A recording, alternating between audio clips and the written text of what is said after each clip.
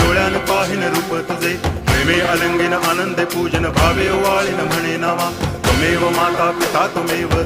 बंधुश्च सखा त्वमेव विद्या द्रविणं त्वमेव सर्वं मम देव कायेन वाचा मनसेन्द्रियैर्वा बुद्ध्यात्मना वा प्रकृति स्वभावात् करोमि यद्यत् सकलं परस्मै नारायणायति समर्पयामि अच्युतं केशवं रामनारायणं कृष्णदामोदरं वासुदेवं हरि गिरिधरं माधवं गोपिकावल्लभं जानकीनायकं रामचन्द्रं भजे हरे राम